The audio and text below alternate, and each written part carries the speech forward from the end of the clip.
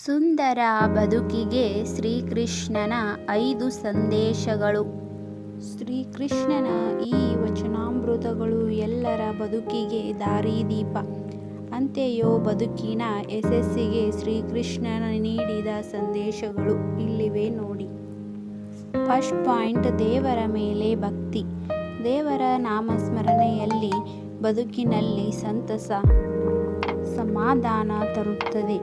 ಭಗವಾನ್ ಶ್ರೀಕೃಷ್ಣನ ಸಂದೇಶದಲ್ಲೂ ನಾವು ಇದನ್ನು ಕಾಣಬಹುದು. ಸುಖವಿರಲಿ ದುಃಖವಿರಲಿ ದೇವರ ನಾಮಸ್ಮರಣೆಯನ್ನು ತಪ್ಪಿಸಬಾರದು.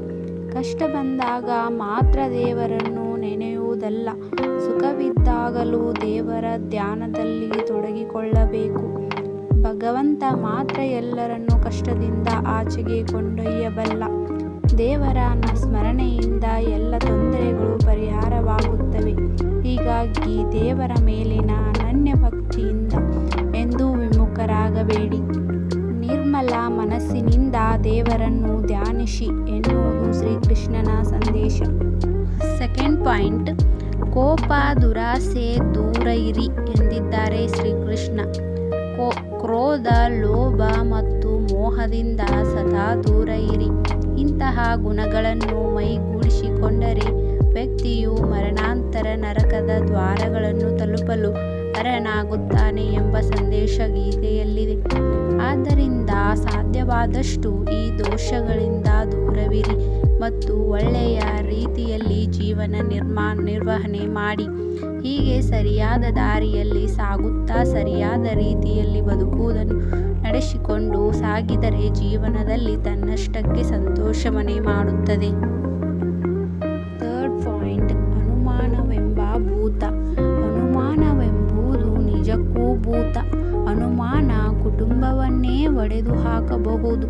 ಕೆಲವರು ವಿನಾಕಾರಣ ಇತರರನ್ನು ಅನುಮಾನದಿಂದಲೇ ನೋಡುತ್ತಾರೆ. ಇಂತಹ ಅನುಮಾನದ ಕಾಯಿಲೆಯಿಂದ ಸಂಬಂಧಗಳಲ್ಲಿ ಪ್ರೀತಿ ಮತ್ತು ನಂಬಿಕೆ ಎರಡೂ ಕೊನೆಯಾಗುತ್ತವೆ. ಜಗಳ, ಮನಸ್ತಾಪಗಳು ಹೆಚ್ಚಾಗುತ್ತವೆ. ಅನುಮಾನವೆಂಬ ರೋಗದಿಂದ ಕುಟುಂಬಗಳು ಒಡೆದು ಹೋಗುತ್ತವೆ. ಹೀಗಾಗಿ ಎಲ್ಲರೂ ಅನುಮಾನವೆಂಬ ರೋಗವನ್ನು ಶೀಘ್ರ ತಮ್ಮಿಂದ ತೆಗೆದುಹಾಕಬೇಕು. ಆಗ ಸಂಬಂಧಗಳು ವೃದ್ಧಿಯಾಗುತ್ತವೆ, ಜೀವನದಲ್ಲಿ ಪ್ರೀತಿ ಗಟ್ಟಿಯಾಗುತ್ತದೆ ಎಂದು ಶ್ರೀಕೃಷ್ಣ ಸಂದೇಶವನ್ನು ಹೇಳಿದ್ದಾನೆ. ಇನ್ನು ಫೋರ್ತ್ ಪಾಯಿಂಟ್, ಮರಣದ ಬಗ್ಗೆ ಭಯ ಬೇಡ. ಮರಣ ಎನ್ನುವುದು ಬದಲಾಯಿಸಲಾಗದ ಸತ್ಯ. ಹುಟ್ಟಿದ ಮನುಷ್ಯನು ಸಾಯಲೇಬೇಕು. ಹುಟ್ಟಿದವನಿಗೆ ಸಾವು ಎಂಬುದು ನಿಶ್ಚಿತ. ಸಾವು ಯಾವಾಗ ಹೇಗೆ ಬರುವುದೆಂದು ಹೇಳಲು ಸಾಧ್ಯವಿರುವುದಿಲ್ಲ. ಸಾವನ್ನು ತಪ್ಪಿಸಲು ಯಾರಿಂದಲೂ ಸಾಧ್ಯವಿಲ್ಲ. ಹೀಗಾಗಿ ಮರಣದ ಬಗ್ಗೆ ಯಾವತ್ತೂ ಚಿಂತಿಸಬೇಡ ಮತ್ತು ಶಾಂತವಾಗಿರಿ ಎನ್ನುವುದು ಭಗವಾನ್ ಶ್ರೀಕೃಷ್ಣನ ಮಾತು.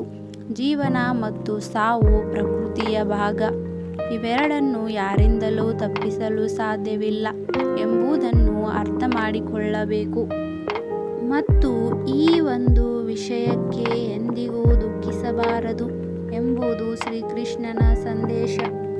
ಫಿಫ್ತ್ ಪಾಯಿಂಟ್, ನಿಸ್ವಾರ್ಥ ಸೇವೆ. ನಿಸ್ವಾರ್ಥ ಸಮಾಜ ಸೇವೆಯಿಂದ ಬದುಕು ನಂದವನ. ದೇವರು ಪ್ರತಿ ಜೀವಿಗೂ ಬುದ್ಧಿಯನ್ನು ಕೊಟ್ಟಿದ್ದಾನೆ. ಈ ಬುದ್ಧಿವಂತಿಕೆಯನ್ನು ಸರಿಯಾದ ರೀತಿಯಲ್ಲಿ ಉಪಯೋಗಿಸಿ ಸಮಾಜಕ್ಕೆ ಮಾದರಿಯಾಗುವುದು ಬಹಳ ಮುಖ್ಯ.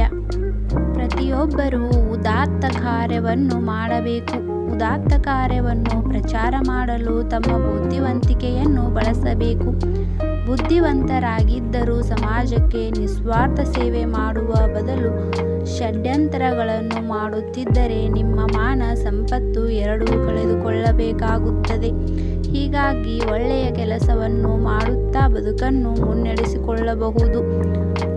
ನಾವು ಮಾಡುವ ಒಳ್ಳೆಯ ಕೆಲಸಗಳು ನಮ್ಮ ಬದುಕಿಗೆ ಶಕ್ತಿ, ದಾರಿದೀಪ ಕೂಡ ಹೌದು ಎಂದಿದ್ದಾರೆ ಶ್ರೀಕೃಷ್ಣರು. ಸ್ನೇಹಿತರೆ, ವಿಡಿಯೋ ಇಷ್ಟ ಆಗಿದ್ದರೆ ಇದೇ ರೀತಿ ಮುಂದೆ ಬರುವ ವಿಡಿಯೋಗಳನ್ನು ನೋಡಲು ನಮ್ಮ ಚಾನಲನ್ನು ಸಬ್ಸ್ಕ್ರೈಬ್ ಮಾಡ್ಕೊಳ್ಳಿ.